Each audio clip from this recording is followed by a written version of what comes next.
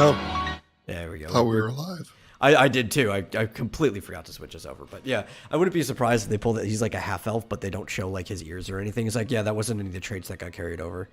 Just something stupid like that. Which would be funny if they actually said that. Here's my thing. I don't care if this movie's funny. Like, it wouldn't bother me if it's funny in like the Marvel haha way, because all these modern movies feel cheap, but they feel like D&D campaigns. Having played a lot of D&D campaigns, I expect there to be a certain level of ridiculous and humor in a Dungeons and Dragons movie. So this is a more appropriate setting for that type of humor in general. So, is the tiefling, is she a druid? Because I think so. like She becomes an owl bear. yeah, Which is, it looks like they. It looks like they dive. You want to show? You want me to show? yeah, you could show it.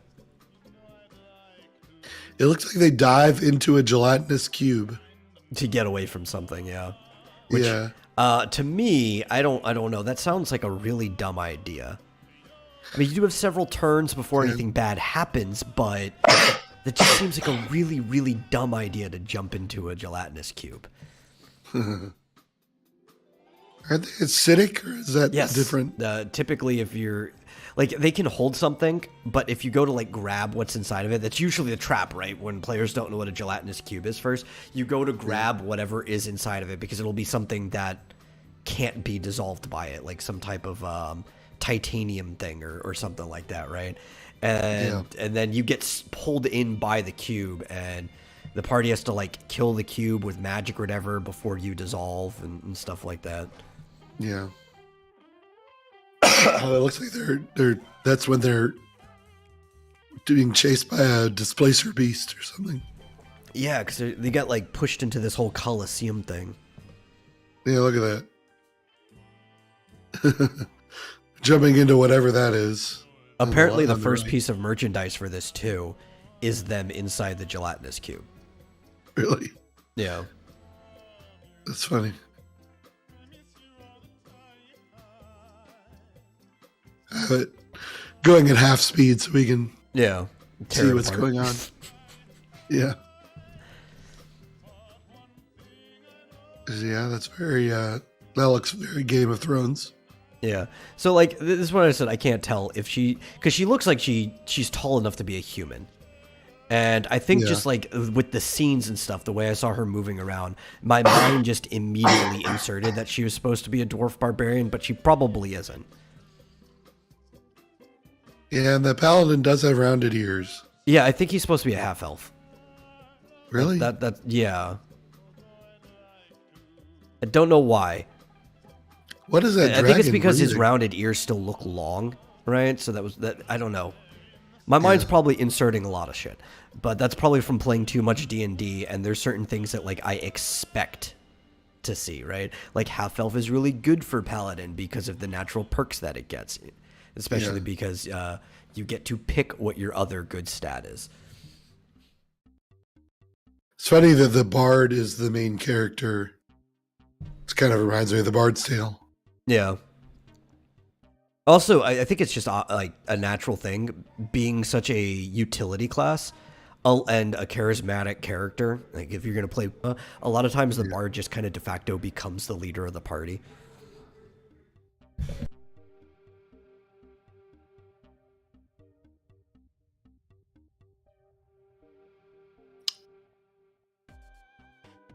I like how everybody knows I'm recording at this time. They come running into the house screaming at the top of their lungs.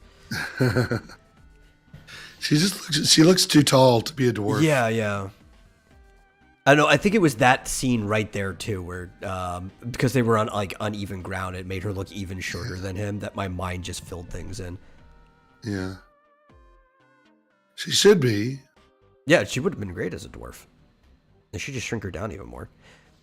And it doesn't like, I think also the fact that the only person shorter than her was a tiefling was the thing that didn't bother me, because tieflings can vary in size dramatically, and a lot of like tiefling women tend to be like super fucking tiny. Yeah. So yeah, that was. Why don't they have a dwarf on their team? That's the problem.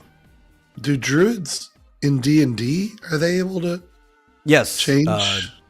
Depending on the path you go, you can't have druids that change into animals and stuff like that. I knew that was a thing in like World of Warcraft. Yeah. But I wasn't sure I couldn't remember if it was in D&D. What's with that guy? I don't know.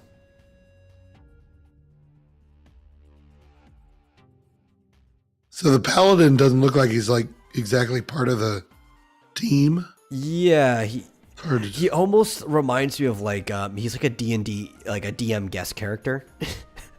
Yeah. Like, here, your team needs help. This is a guy that's going to go with you. Yeah. So that's what you liked there. The mimic. Dude, that looks so good. It's like a funny initial opening, and then it does like this little grab thing. It's ridiculous, like how a situation should be in D&D. Like, yeah. Was that dragon in the beginning like shooting rocks out of its mouth? I think it was like, yeah. What is it? There's like a smoldering tar thing that one of the dragons can do. Yeah. Because it eats earth, so it creates like this tar byproduct. That might be what it's doing.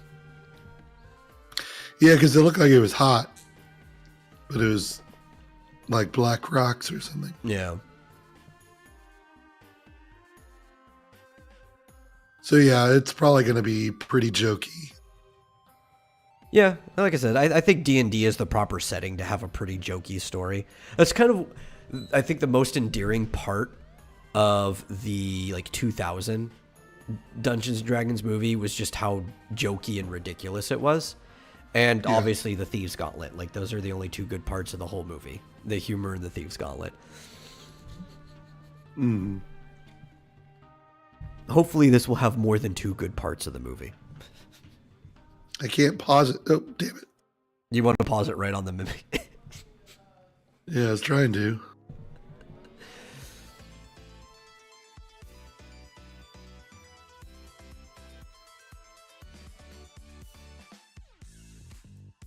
Now, I think we might see other things in the movie too, right? You don't want to show your whole hand in a trailer.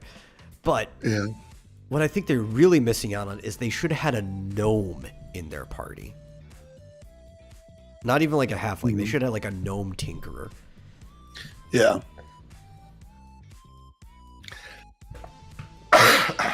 That would I didn't see it. Didn't see any gnomes in there. Like the single steampunk character in your team that's just always blowing everybody's minds with their gadgets because it just doesn't seem fitting otherwise for their experiences. Yeah. I'll stop that. Steampunk, yeah.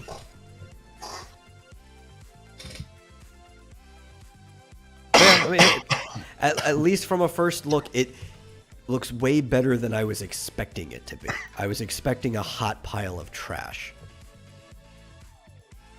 Yeah. Doesn't look like a hot pile of trash. Yeah. In fact, that's a positive. It might be a movie I might go see in the theaters, which is not something that I opt into very often. Yeah. I mean, of all the movies or of all the settings where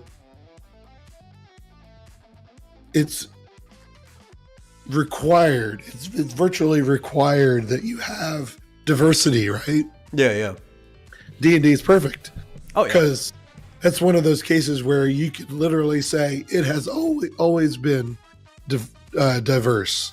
Oh yeah, like even elves, very dramatically, even in their own skin tones, because they come from like different areas and stuff like that. And even the Forgotten Realms is such a large body of land for the main continent that you've got like deserts, you've got like Arctic forests and stuff like that. You have like everything in between, not just of races, but in like of within the races. There's a lot of variance.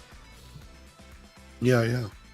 It's one thing where the diversity is built in right into the lore. Yeah. into the lore. You don't have to force it. So, Hollywood's usual forced diversity isn't Yeah. isn't necessary. So They should have had a half orc. But I understand why they don't want to, because the issues with the Warcraft movie that happened with a few years ago. But that would have been a good character for the barbarian. Would have just been, or actually not even. It would have been a good character for like something subversive. Like everybody would pick on the half orc because like, why don't you do like a melee job or something like that? And it's like I like weaving spells. Already somebody who is not accepted by orc or human society is not even accepted by his own party because he just wants to weave spells. And I mean, there's Dragonkin and all kinds of different characters. Yeah. I don't know about the whole thingy on her. What do you call it? Slingshot on her sleeve. That's a bit bizarre. Yeah, I don't know about that. You know what that reminded me of? When we were doing that kind of like impromptu campaign, and Rick wanted to be an half orc, but he wanted to have a wrist-mounted crossbow for some reason. That I don't even know if I gave like a full D4 of damage to. Like, it's such a weird idea. It was funny. Like, what was he gonna do a dive and roll? I don't know. But I'm fine with that. Again, it's D&D, so like, I would prefer if the characters had some reason for why they don't fit in normal, right? So it's like, quirky characters that want to do things their own way make great for a party. I like the fact that they're a group of thieves, right? But in D&D, you don't have to be a rogue to be a thief. In fact, it looks like almost none of them are rogues. They're just a normal party of varying classes that decided, hey, our job is to steal shit for people professionally. Like, cool. I like that. That's a good idea for a story. Yeah. It kind of, again, throws back to the old D&D movie, the one from 2000, where the two main characters were thieves. One of them actually part of the Thieves Guild, and when he jeopardizes the guild, he has to run the Thieves Gauntlet, right? But it's like, those are your main people right there. Yeah. Well, like I tweeted, I don't see anything egregiously bad about it. So, other than the fact that that person isn't a dwarf when she clearly should be. maybe it was, maybe you don't want to do exactly what you expect. I don't know. Maybe, I don't know. I guess we'll see. But yeah, I'll probably see it. Depending on if I'm playing Nox Archaeist or not. Yeah. So they both come out the same month.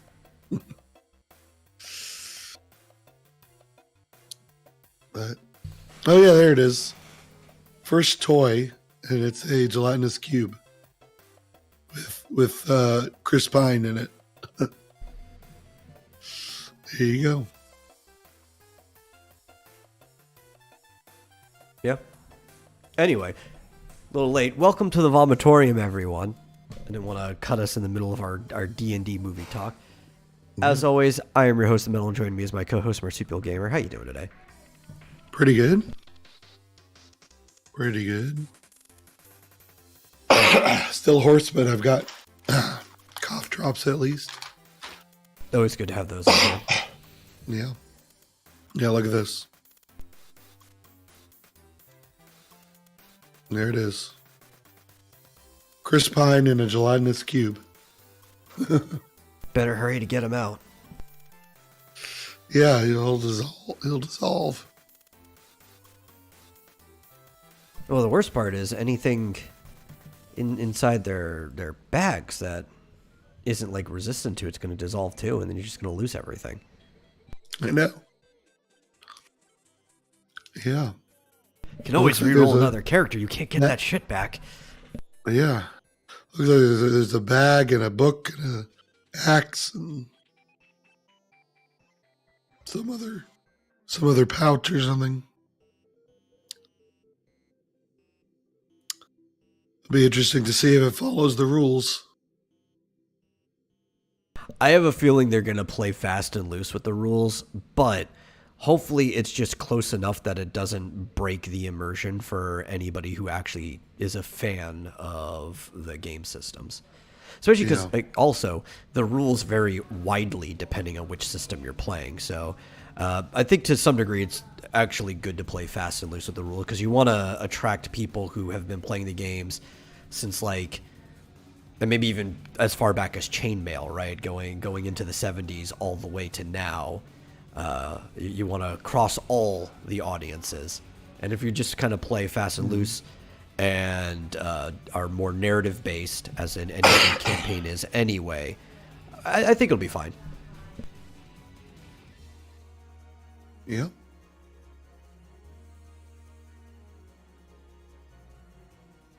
Be interesting. Yeah. So I think again we're gonna something similar to D&D, based off of D&D originally. Actually, we're gonna talk about some Final Fantasy topics, but don't worry, anybody listening, we're not talking about a game in particular this time. We're actually talking about a follow-up story to something previously, where Square has finally shown what they planned on doing with these darn awful NFTs. And it's the funniest possible way, and also the least egregious way that I could possibly think of. And people are flipping over this, and I think to some degree they should flip, because they probably just shouldn't be using NFTs at all. But compared to like everybody else doing it, this is really not that bad. And it is their Bring Arts action figure for Cloud for the 25th anniversary of Final Fantasy VII. And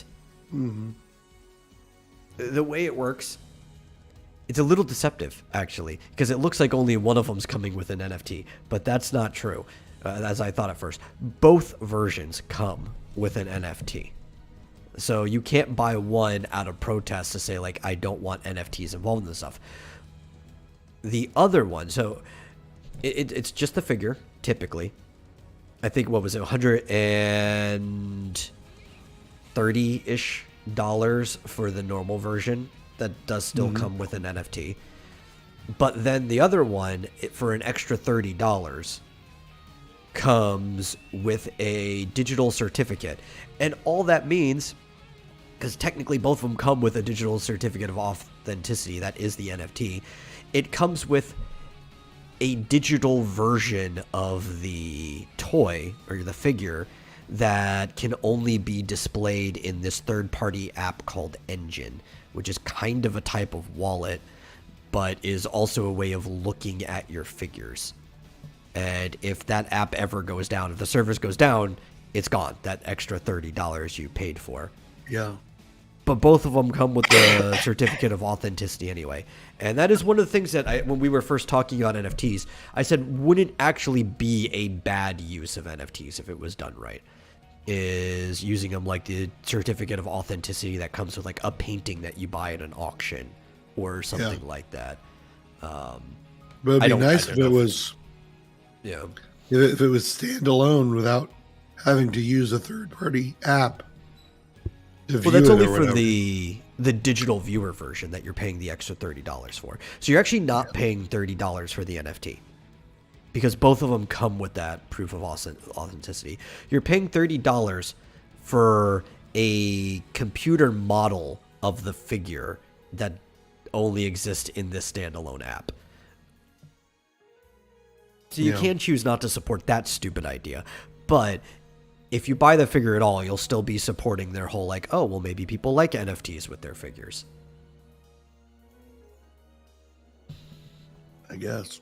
Yeah. So that would, just have to be clear on that, so people know what they're spending money on. There's not that I don't really think I know anybody who's going to be spending like $130 on this Cloud figure anyway. Doesn't even look that good of a figure. Maybe they'd spend about the same price on Cloud in a dress, which they have like 2 different versions of that on the store right now, but I don't know. Yeah. People seem to really like Cloud in a dress. There's a funny article on Verge that says, talks about Final Fantasy VII, and it describes it as a game about a bunch of freedom fighters taking down a corporation that's killing the planet. Yeah, so they think it's ironic because these are the same people that think NFTs are killing the planet. Yeah. Even though there's no real evidence for that at all, even from like a normal conservative ecosystem perspective. Yeah. NFTs aren't doing anything to the planet more than just using your computer on a daily basis. So this statue doesn't have like a stand, does it? Does it? No, I think maybe it does. It's a posable figure. Yeah. Which some of them do have stands, like they'll have like a hole in the foot that you can put it on, but I don't know. It's definitely not going to be the type that would come pre-mounted because you need to be able to pose it. Yeah, just say in the fine print, if engine services end or are no longer provided to Square Enix, users will no longer be able to view or use the digital cards, digital certificate, and digital versions of the figure. Yeah. And at least they had, I don't know, the gall, the awareness, or even the accountability to put all of this on the page. You barely even scroll down. It's like right after the purchase button, and they give you all of these different disclaimers about this product.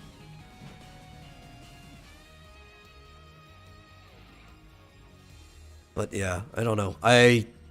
I think it's dumb, but I also think that people are flipping out for no reason. A lot of people are saying this horrible. This like Square's the absolute worst. It's like, well, they're not even doing anything close to as bad as other people with NFTs. Just don't support it. You know, if you don't like something, don't support it. It's simple as that. Yeah, I don't even. They gotta give you a way to view it without this other software.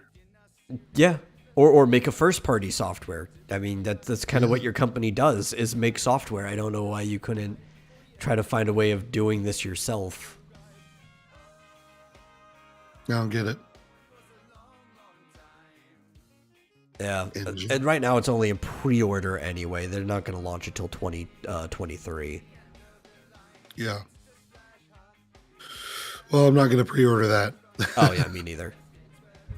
So it's like, I don't know. I don't even really want a figure of Cloud. I like Cloud as a character. Mm-hmm. He's actually standalone from his game. He's one of my favorite Final Fantasy protagonists. But I feel like a lot of the other aspects of it bring his game down. And it's like, if I'm going to get a figure of anybody, it's probably going to be Cecil Harvey from 4. I'd rather have an amiibo. At least that has a... The Cloud amiibo looks pretty good. Yeah. Yeah. At least that has an NFC chip in it instead of something that's NFT. Digital but physical, so it always retains its value. Yeah. Yeah. Maybe actually usable in other applications, you know? Well, that's why I like the amiibo more than like any other product that was similar to it that people try to do, like Skylanders or was that Disney Infinity or whatever. I think there was also a Lego version that I forget the name of. But like, because all that stuff, it only works in like whatever the one game it was. While Nintendo's just like, hey, listen, this is going to function for the system. The reader is built into the system. As a developer, you could choose to incorporate any of these amiibos into your game, really. Yeah. Like, that's cool. Yeah, that's really cool. What I think people are missing out on, right, is I think developers should program their own amiibos into the game, even if they don't have amiibos, and just be like, put a purchase link on their site or whatever for like I don't know, a card, because you could easily make your own amiibo cards, right? They for like Animal Crossing. It's like, hey, you can't get a figure, but we could sell you cards. We can ship them out to you. You can use them in the game. I think indie devs are kind of like missing out on this opportunity, because you don't have to put it into game right away. You can just leave the space for it in the game, and that can be like a form of added content later on after your game's successful enough that you can actually pay to start making these cards. It's continuous content. People want to buy merchandise for your game. It's like, well, it'd be pretty cheap to just put a bunch of like NFC stickers onto cards and then ship them out to people. Yeah, I mean, that could be, if you do like a crowdfunded game, that could be Yeah. What do you call it? Like a perk. Perk for getting, for getting to a certain, why do I keep thinking, what's the word? When you get to a certain level of milestone, yeah. Yes. Yeah, it could be an unlocked milestone reward. Yeah. Those things are always cool. I like the amiibo cards too. It's like, it's a shame that Animal Crossing was the only game they really did anything with it. When you buy the packs in the store, because they were a lot more convenient and easier to get a hold of than actually trying to buy like these $15 to $20 amiibos. Yeah, I had a few. They were cool. It's like, while the amiibos look cool, like Smash Brothers, I actually used the amiibos for Smash Brothers a lot back when I was playing it, and a lot of them you just could not get a hold of. They should have just done like a Smash pack, like a little booster pack, like you did for the Animal Crossing cards. Those would have been great. Yeah, I used them for Breath of the Wild and Splatoon. There was an amiibo thing. And I think by not having those cards too is what encourages people to do more illicit things, like using their phone as an NFC and just taking amiibos off of that, or putting it onto a sticker or something like that. It's like, if the cards were easily available for everything, only a fraction of people would even be touching pirated amiibos. Yeah, it's so easy. I have mine around here.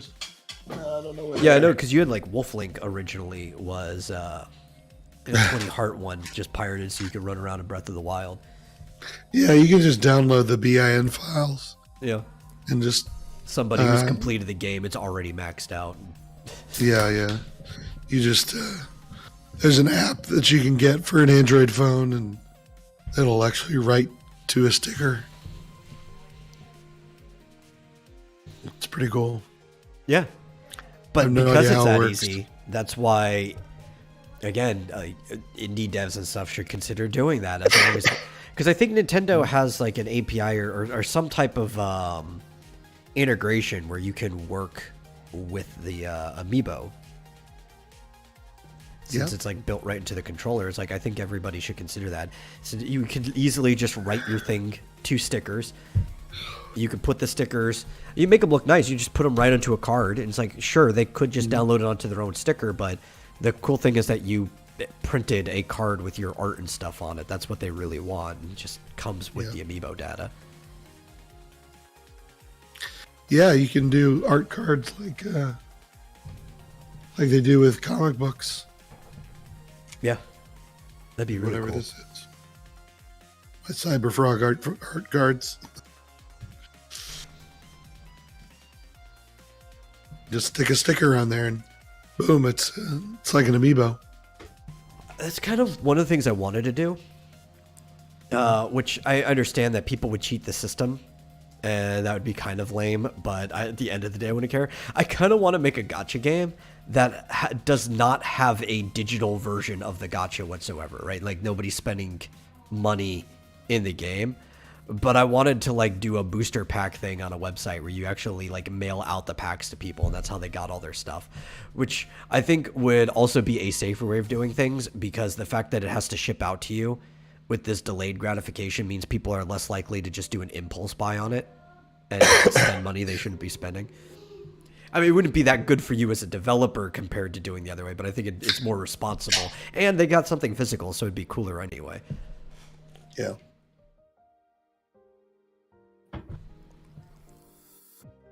That would be really cool.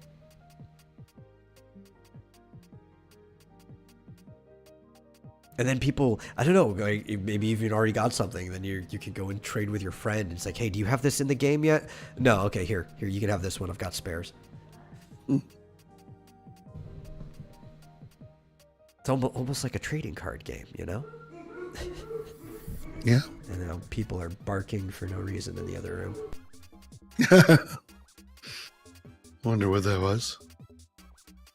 Yeah. I don't know. I'll tell you. It was quiet almost all day until like 5 o'clock when I was starting to prepare for this, getting all the stuff. And then it gets exceptionally loud the instant I actually go live. I'm like, why choose this of all times? You know, only twice a week this is the time where I record. And you also know that this door doesn't shut anymore. Like, look at this. This is how bad the foundation is. That is as much as the door shuts. There has to be a brick right there in front of the door to keep it shut. Yeah.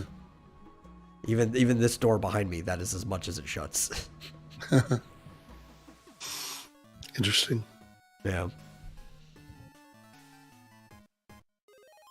Okay, other Final Fantasy news. Yeah. Funny thing. It's also World of Warcraft news, and I found this particularly funny. So there was a big WoW streamer named Preach. He was a big WoW streamer for quite some time. Recently left WoW after years to play Final Fantasy XIV, and he, unlike some of the other ones who dipped, didn't get a beta code for Dragonflight, probably because of how much he badmouthed the game. Understandably, he even said, like, yeah, I didn't get one, and it makes sense. But to tease him... He doesn't play it anymore, right? Yeah, he doesn't play the game. Like, he's not like some of the other ones who will, like, dip back and forth. I think he just doesn't play the game at all anymore. So, kind of to tease him, a lot of his fans have been sending him gifts in-game of the Chocobo Racing mascot Alpha. Right? You're like, is this the Alpha you were looking for? And it would be like, there's a bunch of minions that you can sell, and there's plushies of him too. And he's just been getting loads and loads and loads of just like in-game mail from the Moogle that just have all of these little alphas in there, to a point that it's probably annoying. Like, I bet it was funny the first maybe even 50 times that he got it, because that had to have happened in quick succession. But after a while, it starts to feel like it's a harassment campaign. Yeah. So that's in Final Fantasy 14. Yeah. They've been sending the little alpha through the Mog net to them. Yeah, for a second there, I thought you meant like in World of Warcraft. But No. If you play World of Warcraft, he would never see these, even if for some reason this thing did exist in there. Yeah. Well, that's interesting. I'm sure. Yeah. I'm sure he doesn't. Well, he said he didn't care that he didn't get, because he doesn't play the game anymore. Why would he get? I mean, he did seem a little resentful of it at first, like the way he was talking about it. Yeah. But like, I don't even think he has a continued subscription, which was probably one of the prerequisites for getting into the alpha. Yeah. So why would he get one? Yeah, he even said, as much as I was expecting not to get it and had been warned by somebody at Blizzard when I made my video last year that I was not going to cover World of Warcraft on a regular basis anymore, and that they were pissed at me and a bit salty about that, I'm still a little pissed off, and I didn't think I would be. Like, he didn't think it was going to bother him as much as it ended up bothering him. And that's understandable. A lot of times too, like when you sink your life into something for a long time and you finally separate, you don't realize how much of that emotional connection is still going to linger for as long as it does.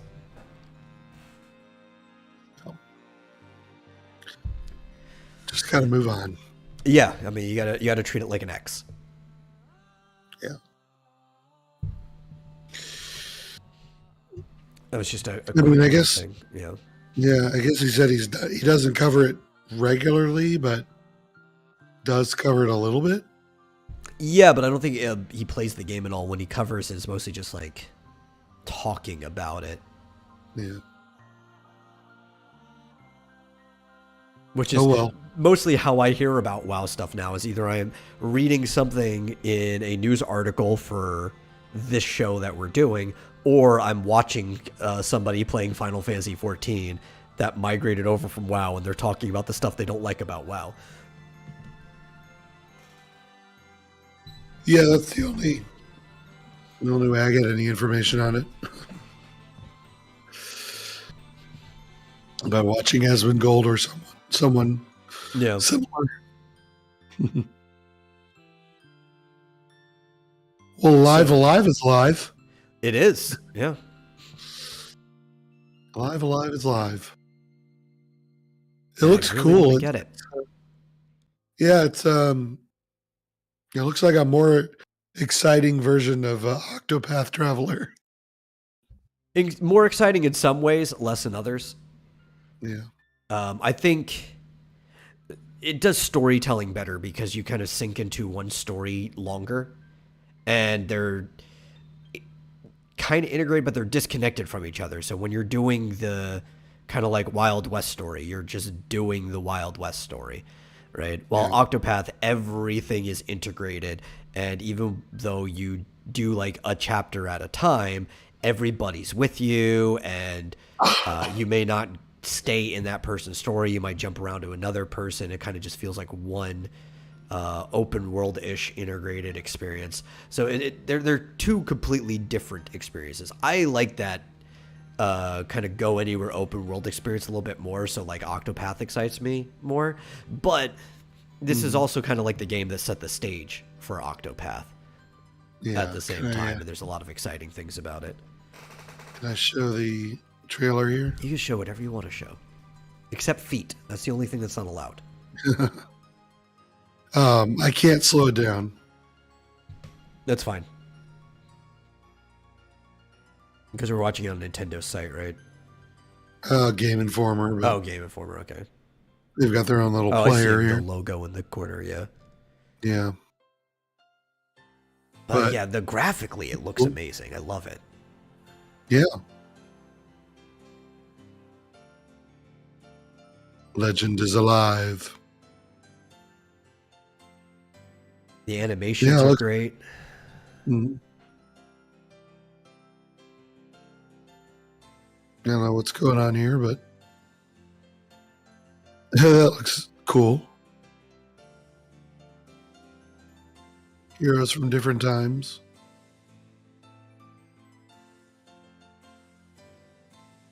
Pogo. Yeah, I don't know. For some reason, it reminds me of Final Fantasy VI a bit. Sundown Kid. Yeah, I can see why it would. Especially because, like, 6 was kind of built in a way where there was, like, a whole bunch of different types of stories in the same game, even though the game had its overarching story. Like when you go off and try to reunite Gao with his father, but his father refuses to believe that this is his son. Mm-hmm. Like, my son died with my wife. Yeah. Yeah, I mean, there's a ninja and a cowboy and a wrestler, looks like. And a sphere named Cube. Yeah. Across time and space. So the battle system looks interesting. Is it turn-based or not? Yeah. I can't tell, but it falls in the dynamic you would consider turn-based. Yeah. similar to how like the ATB system falls into the same dynamic as turn-based. Yeah. Well, that player kind of sucked. It kept pausing, but you get the gist of it. Yeah.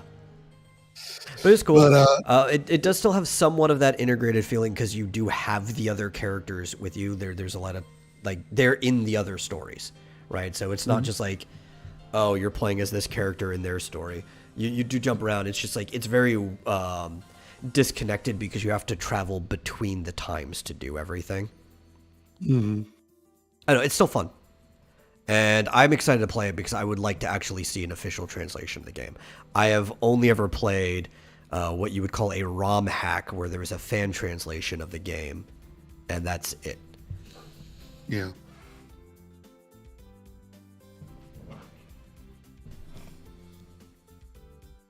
But it's not in the budget at the moment, so it'll have to be a while.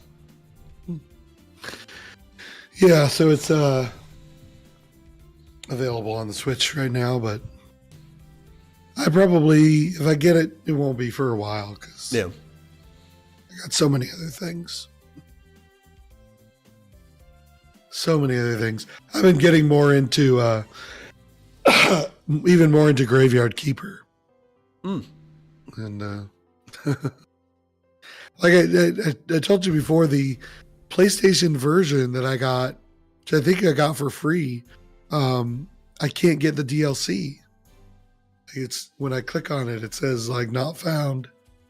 And so I got I got it on Switch, especially so I can play it anywhere. And the Switch version, if you get, there's a version you can get without the DLC, but you can get a version for pretty cheap that includes all the DLC. Yeah. And it's even better. It's like there's all these other additional quests that you get almost from the very beginning, and more NPCs and more things to do. It's really cool. So well, that is typically what I want to hear from when I play a game, is more things to do. Yeah. You can apparently get zombies to do menial tasks for you, but I haven't figured out how yet. Apparently you can get zombies to chop wood and, get resources for you. But that's the one complaint I have about that game, is that it's very unintuitive. I'm going to have to look up in the wiki how to get the zombies to do stuff for me, because it's not clear at all in the game. Still very addictive. Yeah. Well, those type of games typically are. Like, I mean, how many hours did you soak into Stardew? Don't even want to throw out a number. Well over 1,000. Well over 1,000. Maybe 1,500 over the last, 5 years or whatever. 1,500 hours, maybe. Yep. And I haven't played in a long time. I still have my one save game where I'm trying to get, basically I've done everything except get a perfect score on my farm, which I mentioned is sort of like the final achievement that costs like 15 million gold to do it. It's crazy. I don't even know what the achievements are. Yeah. To get a perfect score, you have to get all of the buildings, including this golden clock that costs 10 million gold. So, still working on it. Yeah. It just reminds me of some of the problems. So I've been playing a lot of 14. And I'll tell you, the game gives you a lot of gil. Or at least you think it gives you a lot of gil. Until you start realizing how expensive things are in the game. Right?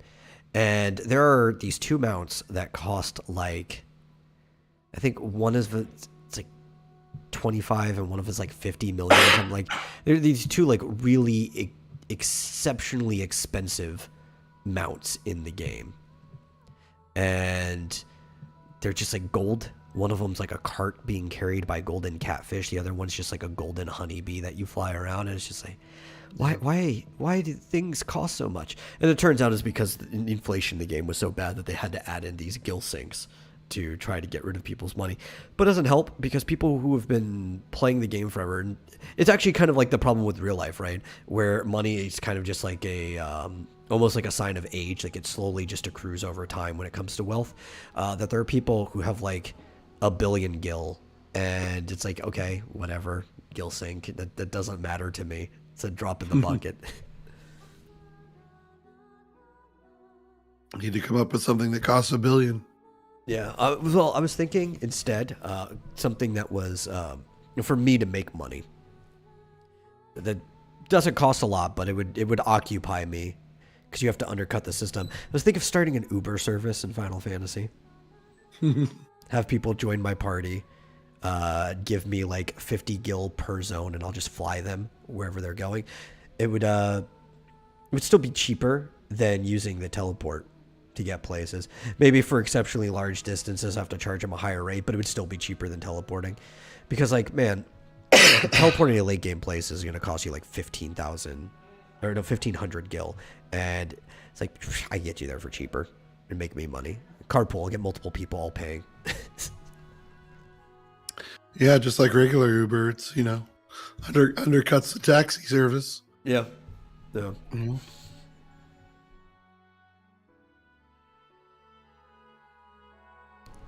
So let's see. That's cool. What else did I have up? We had more NFT talk where Epic says it will not ban NFTs, just encouraging customers to make their own decisions, which I think is entirely fair and how you probably should run a business.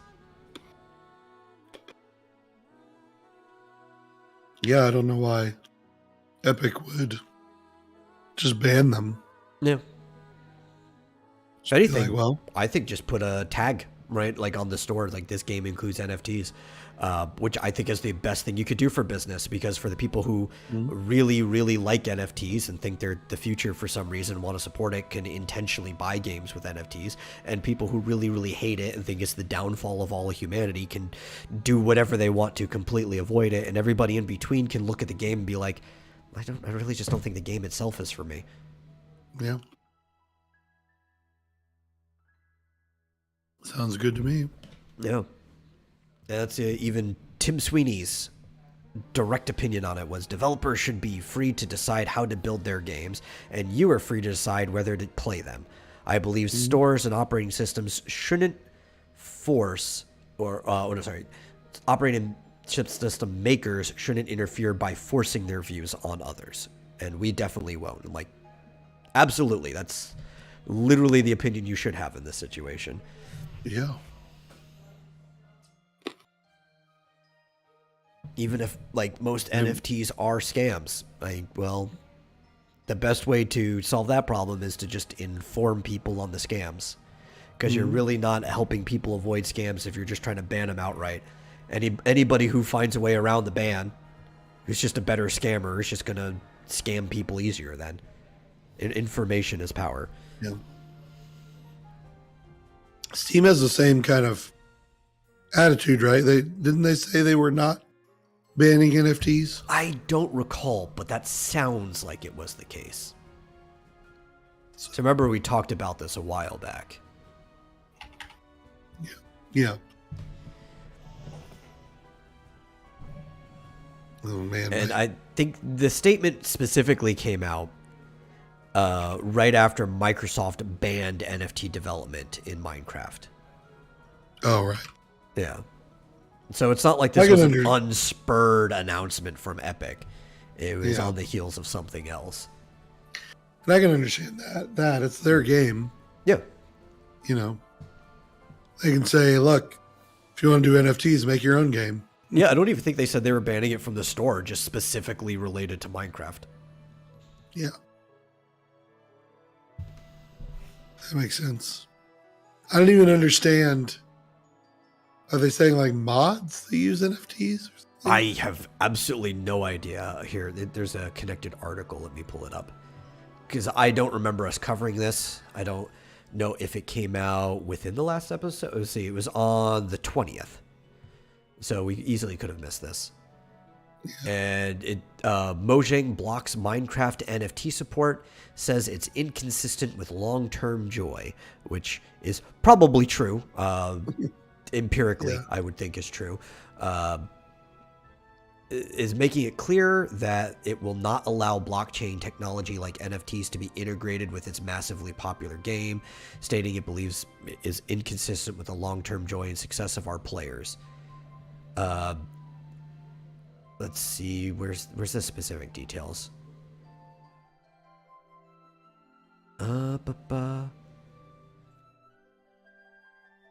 Okay, so it says it allowing server owners to implement NFT integration and play to earn features, which could reward players with like NFT forms of in-game skins and items, would take the focus away from playing the game and allow for profiteering. So yeah, it does seem specifically not even on like personal end mods, but like people who run servers and server ends, which makes sense because they do have a server client that they provide, and anything that is officially supported is their responsibility. So if people start integrating things to officially supported clients, that then becomes Mojang and Microsoft's business.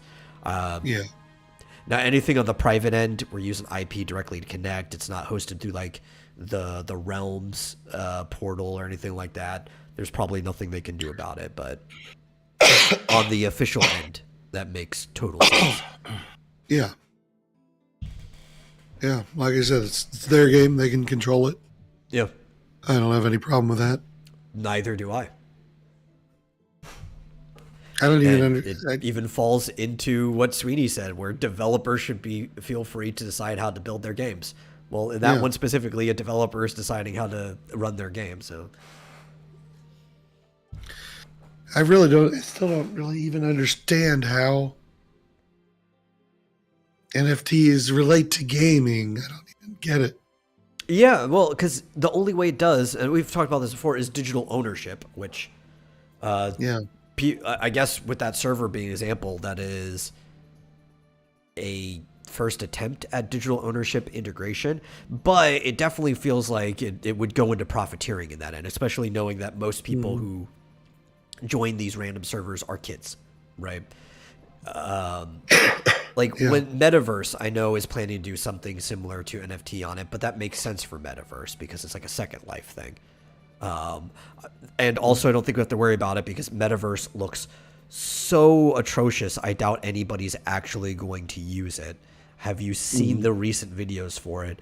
Especially, they're still just floating from the waist up. They have no legs or anything. It's I know.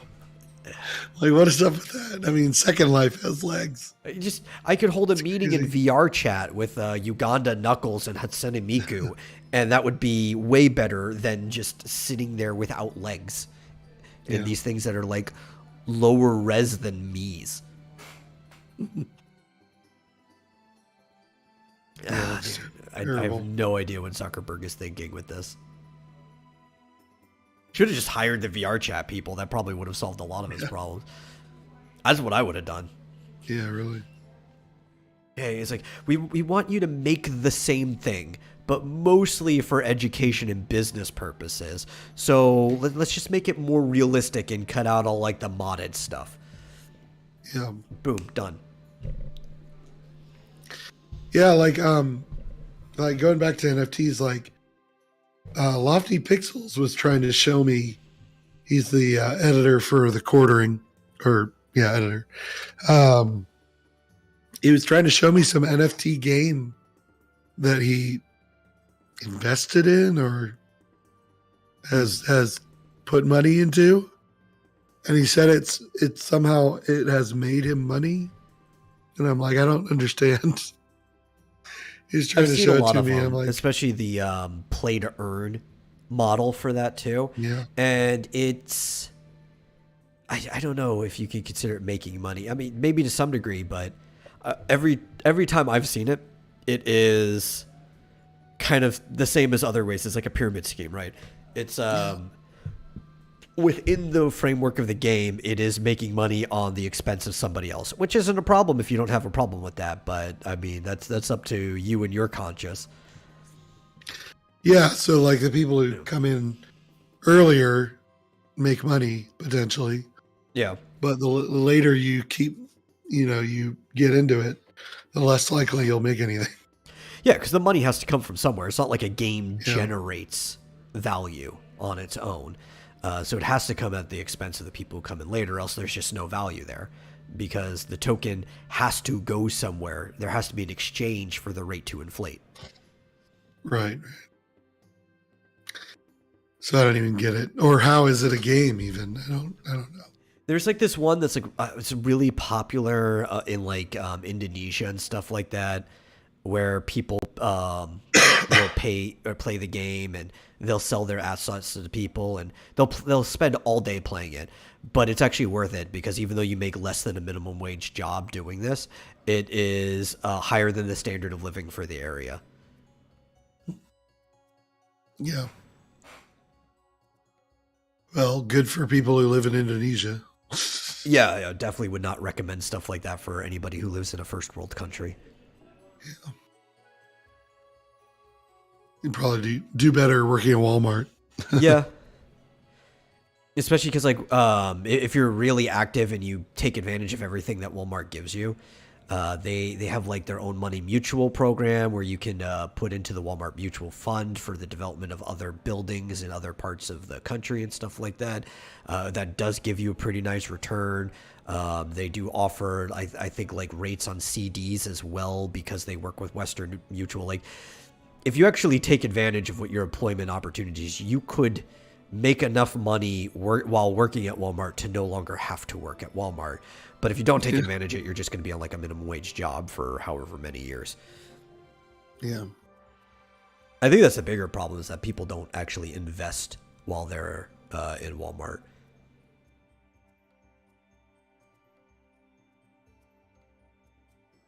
Yep. But I mean, I get it. Do you feel like you should have to invest when you're at a job? No. But, Well, life is life, so you should probably be taking every opportunity you get anyway. Yeah, you should be putting money into a 401k at least or something. Yeah. Of course, when I was at Walmart, all my money I squandered on food and shelter. Yeah, yeah. Well, I mean, a lot of people are like that, right? That's why they work at Walmart. But like, if you at least get to a stable point, you're like, okay, I'm already used to eating ramen every other night. So instead of just changing my diet, let me take the money I would have used for that and start putting it into these funds. After a while, you'll have enough in there that you don't have to put any more in there, and you can actually start making your diet better, and you'll be better off in the future. Thinking about looking at the carnivore diet. Oh yeah. Seems to have worked for Melanie Mack. So my opinion on those diets, as you've probably heard before, is that I think they are beneficial in the same way that even a vegan diet is beneficial for somebody. And it's the fact that you're cutting out all of the crap when you go to that diet. Yeah. So it's still going to be better than whatever the current diet is. But an omnivore diet is probably still the best because we have evolved as omnivores. But I mean, I would even recommend if it helps because meat tastes good, right? To me, I would find it very easy to switch to a carnivore diet than most other ones because I really like the taste of meat. If it helps switching to a healthier diet, I think it'd probably be a fine interim. I wonder how it's different from Atkins or if it's basically the same. Because, I mean... There's like different fine tunings and stuff like that. Yeah. Like, you can't have butter, right? Which I know in Atkins, there were certain forms of butter and creams you could have and stuff like that. Can't have butter on a carnivore diet? Yeah. In some of them. It depends on the diet you're doing. Have you seen Melanie Mack literally eating sticks of butter? Yeah, well, then she's probably not doing one of the ones that... Well, I know also in general you can't have margarine because that's vegetable oil, but you might be able to have cream-based butter, right? Because it's cream from the animal. But like again, it depends because there's not just one carnivore diet, and that's also a problem. Just like there's not just one vegetarian diet, because even vegetarians will disagree on what you can and can't have, what's good for the diet, and stuff like that. Yeah, well, I'm trying to find something besides my needing to lose weight. I gotta find something to help with Peach's Hashimoto's thyroiditis. Yeah, and I've heard that people who kind of only eat fatty animals tend to deal better with stuff like that, so that might actually help. Yeah, I think from what I'm reading, I mean, generally speaking, like eating sort of a more carnivore type diet, it doesn't that like increase testosterone and decrease estrogen? Yeah, to a degree. Because part of the problem, I mean, we're kind of getting off on a dietary tangent here. No, that's fine.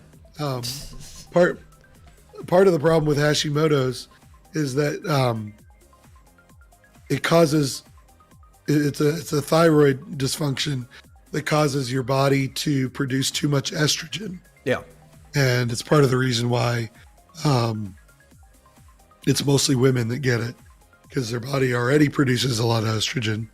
Yeah. And Hashimoto's causes them to produce even more, and then it gets stored in it's not in the blood, it gets stored in the tissues.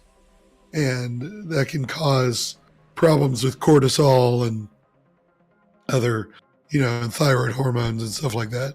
So it's basically a overproduction and over buildup of estrogen. So I've been looking into diets, supplements, and things like that to decrease estrogen.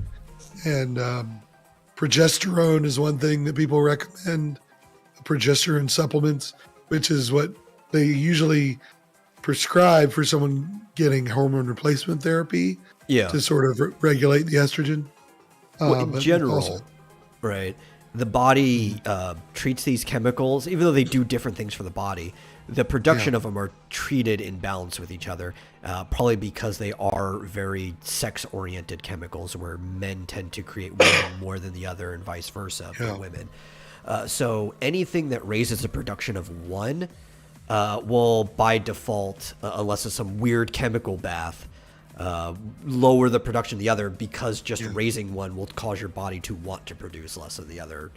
Now, again, you start taking weird steroids, and then you get like bodybuilders who they are peaking out on testosterone, but they're also getting like flabby pecs because they're peaking out on estrogen too, due to just the weird chemical bath that they're putting in their body. Yeah. So I've seen people say that the carnivore diet can help a lot with Hashimoto's. Yeah. Well, what you definitely got to do, right? Like the real hardcore carnivore diets, you have to eat a lot of organ meat, which is probably the one place where you don't need to eat the fat. I think maybe the Jewish people were onto something when it said don't eat the fat around these three specific organs, which were you don't eat the fat around the liver, I think the gonads were one of them. I'm trying to remember what the other one was. Might have been the kidneys, but like you're not supposed to eat the fat around these three specific organs. But aside from that, like the muscle fat is actually really good for you. So you like fatty muscle meat, and then you carve the fat off of the organ. You got to eat your organ meat. Like liver is very important for maintaining a healthy carnivore diet, because that's where you get most of your your minerals from. Yeah, I'd be reticent about eating too much liver, because that can give you gout. But you got to eat some. And also, a lot of it's because the same stuff in liver that would end up giving you gout is because you're getting a lot of that chemical from vegetation as well. And its digestion is being suppressed by carbs. And if you're eating less carbohydrates in general, you're less likely to get gout. Yeah. And so that's why like eating things like liver and stuff like that is very, very important when you're only eating meat, because you're just going to be missing the same type of minerals and vitamins that you would be getting from your vegetation.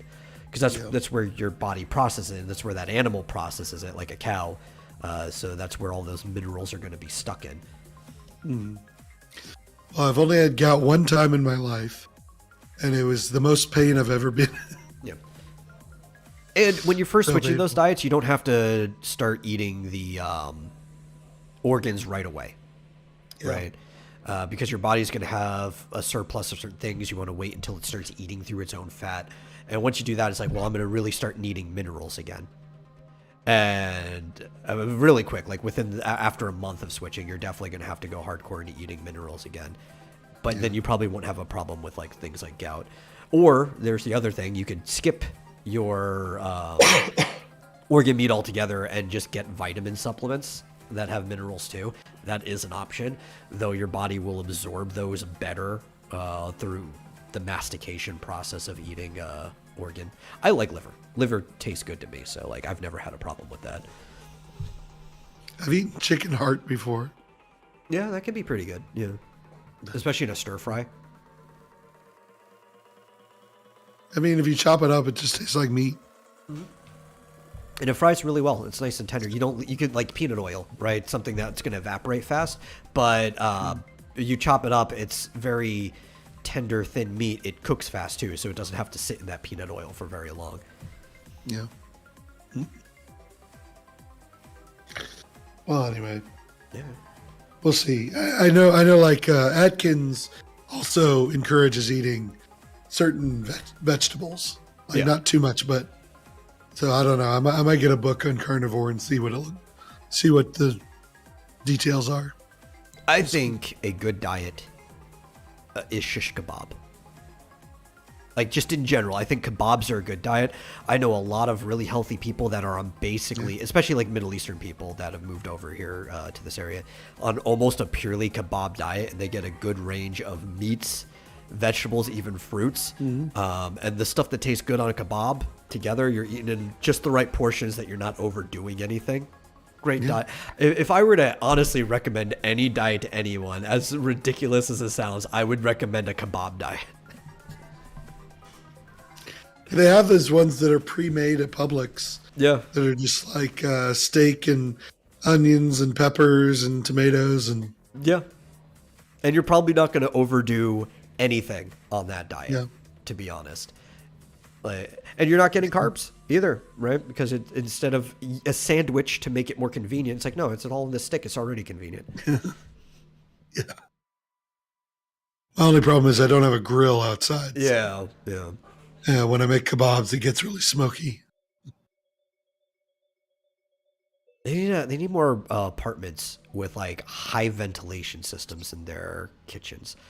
Yeah. Like I understand, like you know that could even be a selling point because the prices of places are going up. It's like, yeah, but look, we've got this heavy vent, go straight up. Everyone shares the same vent system, but it's like it goes back into the wall, so it's not like it's gonna go into somebody else's. Yeah. I mean, mine's pretty good. It's never set off the smoke detector, knock on wood. But I have a backyard. I can actually get a grill. Probably should just get a grill. I was tempted to get one of those really small red like grills that you could fit inside of a place. The ones that like they don't even have a stand; they just kind of sit on these tiny legs. And I was tempted to put it into the fireplace at my last section because it was clean. They cleaned it out. They said, "Yeah, you're good for the winter." I was like, "Oh, but that's a vent system right there. I could just grill right there in the fireplace. We could take the actual log holder out and everything." And I kind of regret that we never did it. That would have been great, just indoor grilling. Yeah, but I could totally get a charcoal grill outside. And Yeah. why didn't I think of that till You now? should. And the cool thing about kebabs, and one of the reasons I recommend it as a diet, is there's so much variance, right? You can beef kebabs, chicken kebabs, you can even have pork kebabs, whatever people like. My favorite lamb kebab, but those are really expensive. You put like any vegetation on there to a degree, just anything that won't, immediately burn up. Like, it has to be something that's got enough internal water that it doesn't just over the grill. Which onions are fine, tomatoes are fine, even pineapple. I've had pineapple kebabs before, beef and pineapple that are pretty good. It's a good variety diet.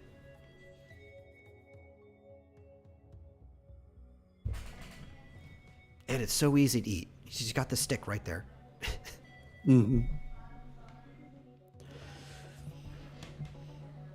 I actually need to go out and get more metal spokes. Last time we did it, we looked and we were, or not metal, wooden spokes. We were out of the wooden ones, which is the one you need to, if you actually want to hold on to it and eat. All we had were like 2 metal skewers, and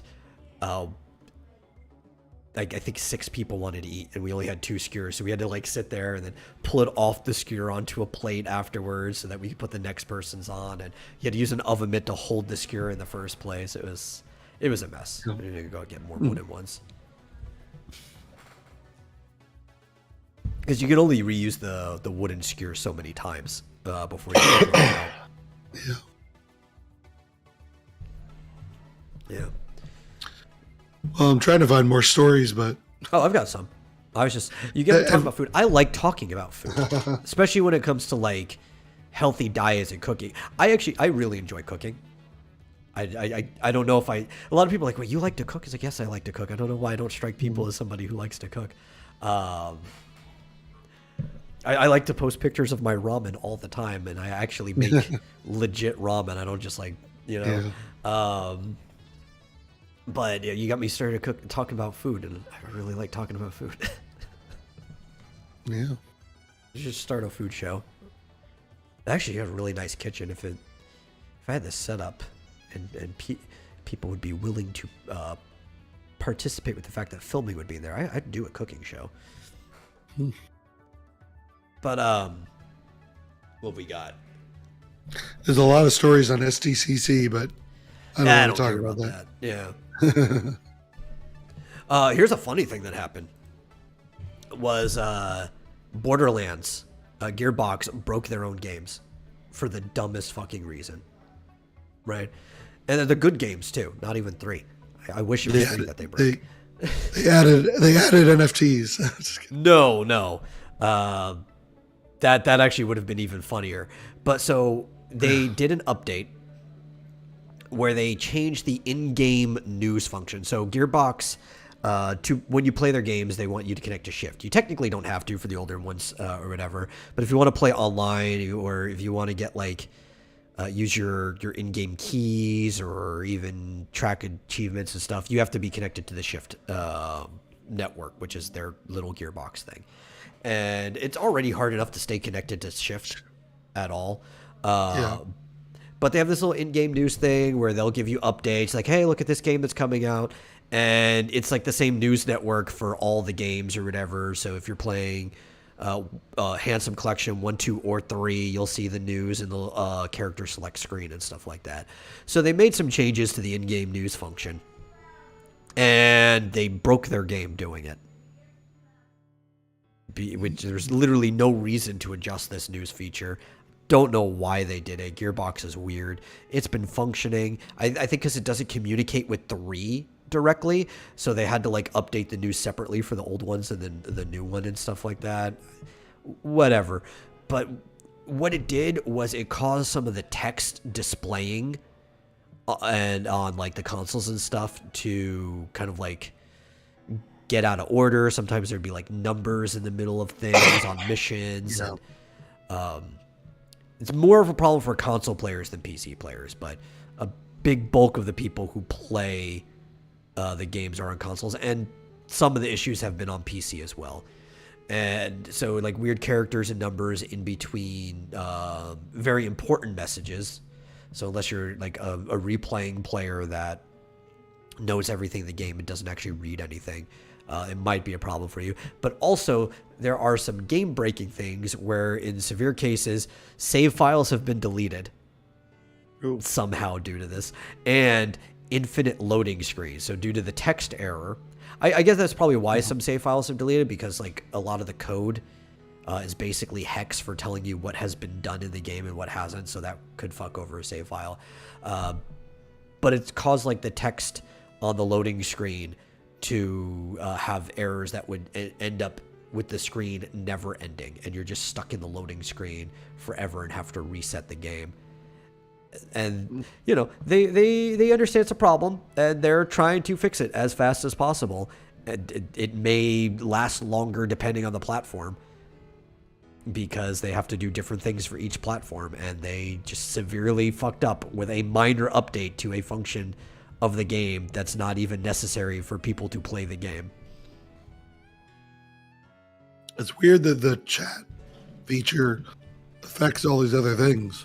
Yeah, well, because I think to change the text or the news thing, they have to go in and edit things that involve how the game renders text in general. Like, it's integrated into that.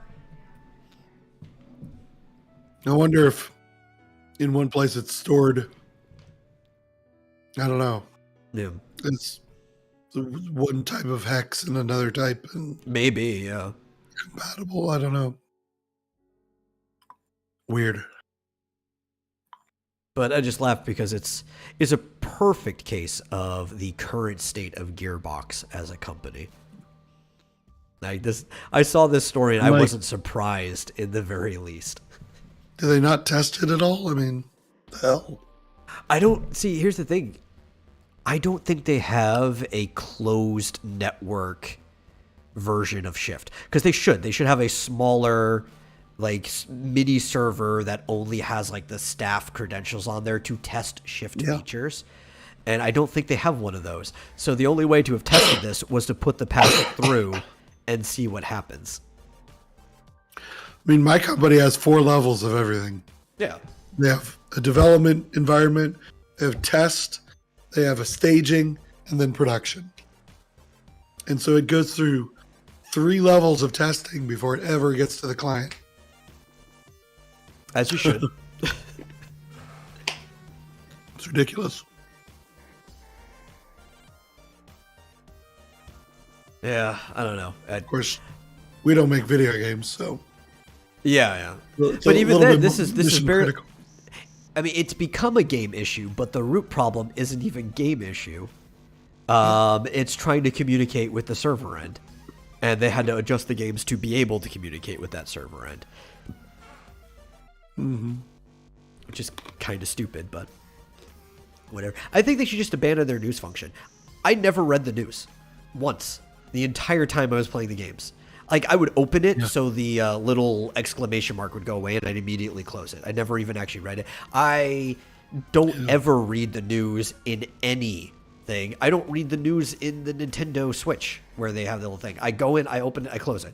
If I want to find out something, I'll read it on my computer where I have my own controlled environment. I prefer reading things on my computer more, or even on my phone, which is how most other people read things. If Nintendo wanted to put their news in the Switch app, I'd be more inclined to read it there than on the actual Switch. Yeah, I hate notification bubbles. Dots. That's it. I'll just I'll just set, red or green dot or whatever to go away. Yeah. Like in Discord, I'll just mark everything as red just so the dot goes away. Yeah. But I only use the news channel in the Switch once a week to see what the new weekly games are. Oh, it's worse because I have both an American and a Japanese account on my Switch, so I get like doubles of some of the news too in both English and Japanese, and that's like the cost of like wanting to be able to use the Japanese eShop when I want to use it. Yeah, I'm still puzzling as to how that would break so many other things. Yeah, I don't know. Knowing a lot about Gearbox, I'm going to say the 2 simple words of spaghetti code. Yeah. Which there must be problems. There must be a universal text rendering. Yeah. Function or something that must have been what they updated for the news and made it incompatible with the rest of the text. I mean, I guess that makes sense because especially if you're going to have localization, you can't just hard code all your text and just display it. You have to have a function that it filters through to say, you know, do you want to display this in English or Spanish or whatever? Well, and then you have to think, this is why yeah. I'm also going to say Spaghetti Go, not just because of Gearbox, but these are on a remaster of older games where they've preserved most of the engine that the games came from. They're in a unified engine for the Handsome Collection, but you load each game, so it's almost like there's an embedded version of the old engine in the new engine, right? So it's preserving a lot of the old code, but with like graphical updates and some changes to make control better than it used to be. But a lot of the old stuff is still there.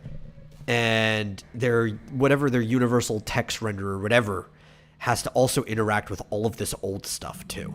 Yeah. Well, again, you'd think they would test it. Yeah. Well, speaking of old legacy games, here's something I bet you didn't see. Maybe you did. GOG has come out with a new version, brand new, built from the ground up version of the Elder Scrolls II Daggerfall. Oh. Rebuilt in Unity. Okay. So if you want to experience Daggerfall and you don't want to mess with like I don't know if the Steam version has any trouble installing or running or whatever. I don't think it does. But this one is completely updated. It's not really they left it pretty much like the original in terms of, it's not like a remaster. Graphically, it like looks that. pretty much the same. Yeah. But the cool thing about the GOG version is they brought in a modder who had been, I guess it's just a guy who was famous for modding Elder Scrolls games or for, recommending mods. And they brought him in to basically figure out the best set of mods to include just by default. So when you install it, it's free, by the way. Oh, you can it's install it free. Okay. Yeah. Man, I might actually get that. Yeah, go to GOG. Their installer, it's in there. It includes a set of mods, and it's like 30 of them that just make the game easier. Things like, it gives it really good mouse support, which the original didn't really have. Yeah, it's just a lot of quality of life stuff. Obviously, it makes it so that it'll display on your, full resolution screen, and you can turn the mods on and off as you like. But there's even a tutorial video where the guy who did all the modding or all the compiling of the mods walks you through the game, because it looks quite complicated. I've never played it before. Oh, no, it is, because it's a procedurally rendered game. Yeah. Right. And for the most part, what you do is kind of the same every time. Like what quest you run into, you'll eventually run into all the same quests if you stay alive long enough and do it. But like some of the things in the order that happen, how the world builds, it's procedurally generated as you explore, which leads to one of the largest games ever made. If you actually look at the total map size of Daggerfall. Yeah, they say it's the size of, like, the actual size of Great Britain. Yeah, it's crazy. Like, it's actually that big. But he walks you through, like, character generation. Yeah, that was a little complicated too, because it's like a D&D builder, but like the most complicated D&D builder you've probably ever touched. Yeah, I was watching the video earlier, and it's like you can select a zillion different things. I mean, you want to breathe underwater? That option's yours. Yeah.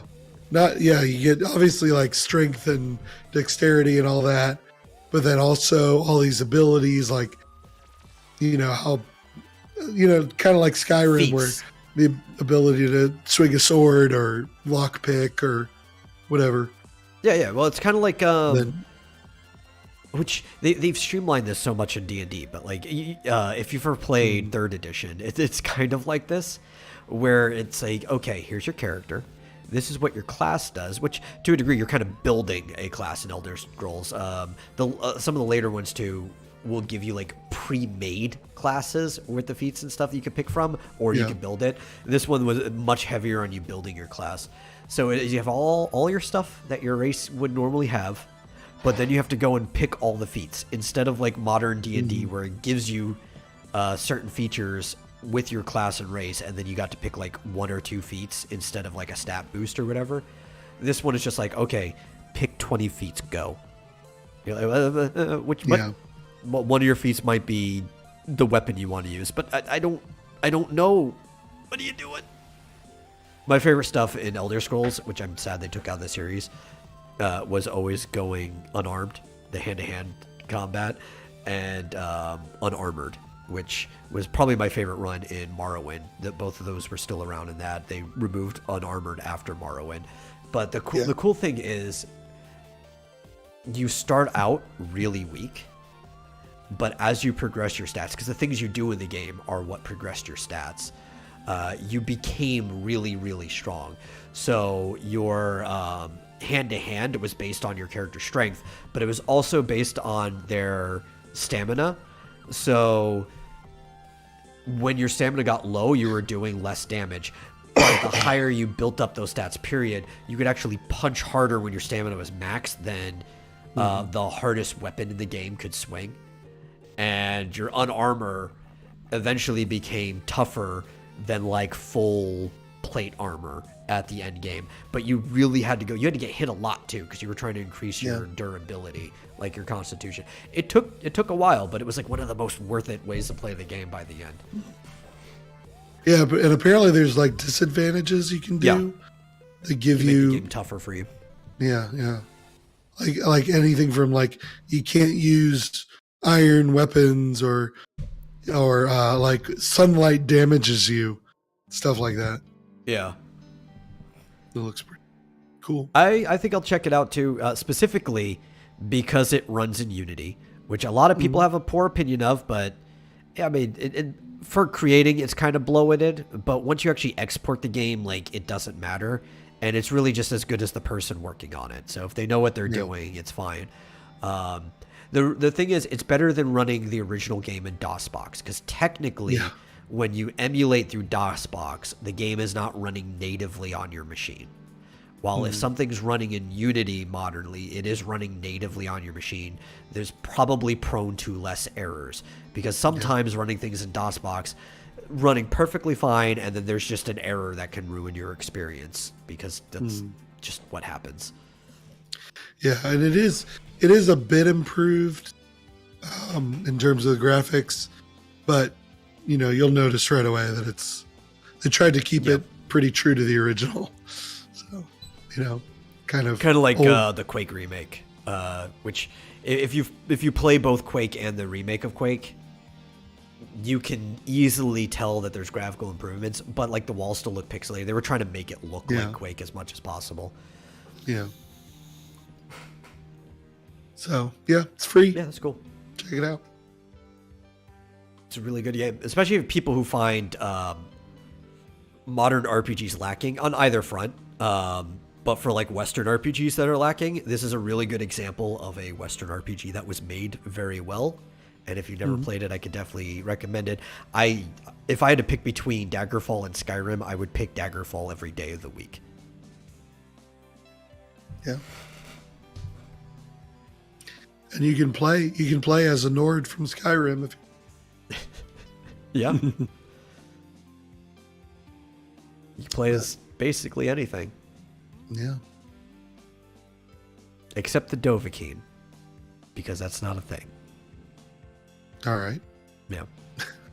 Well, because like the Dovahkiin, that was actually my biggest problem with Skyrim, is that instead of like building your own class or whatever, you're just playing the class that is the Dragonborn.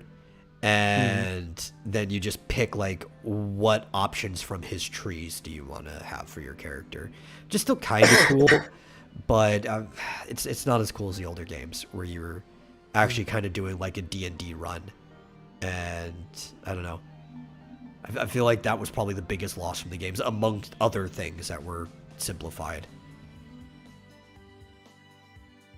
Which I could go on a whole rant about what is currently being considered the Dark Souls effect, but we're at the end of the show. Yeah. So that'll have to be saved for another time. Yep. Thank you all for watching. If you enjoyed the show, please share it with somebody else who might enjoy it. And if you really enjoyed the show, consider giving a donation to streamlabs.com/vomitorium live, which will be on the bottom ticker. It is throughout the whole show, and really helps us out with the monthly hosting fees. In the meantime, we'll see you guys in the next episode. See ya.